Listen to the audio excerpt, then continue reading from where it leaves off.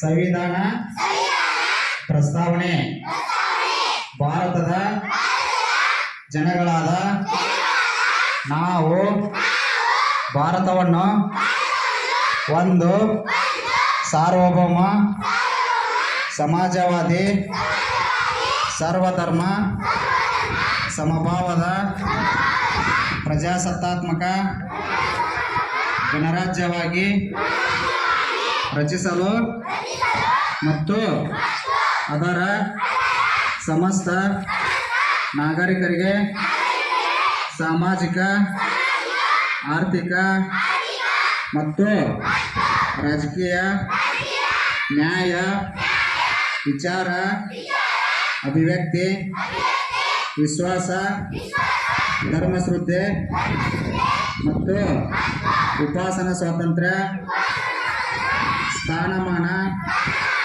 ಹಾಗೂ ಅವಕಾಶ ಸಮಾನತೆ ದೊರೆಯುವಂತೆ ಮಾಡಲು ಮತ್ತು ವ್ಯಕ್ತಿ ಗೌರವವನ್ನು ರಾಷ್ಟ್ರದ ಏಕತೆಯನ್ನು ಹಾಗೂ ಅಖಂಡತೆಯನ್ನು ಸುನಿಶ್ಚಿತಗೊಳಿಸಿ ಅವರಲ್ಲಿ ಭಾತೃಭಾವನೆಯನ್ನು ವೃದ್ಧಿಗೊಳಿಸಲು ಶ್ರದ್ಧಾಪೂರ್ವಕ ಸಂಕಲ್ಪ ಮಾಡಿದವರಾಗಿ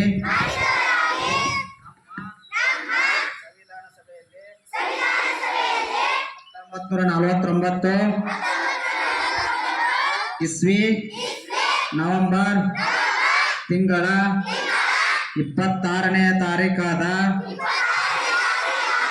ಈ ದಿವಸ ಈ ಮೂಲಕ ಈ ಸಂವಿಧಾನವನ್ನು ಅಂಗೀಕರಿಸಿ ಅಧಿನಿಯಮಿಸಿ ಅರ್ಪಿಸಿಕೊಂಡಿದ್ದೇವೆ.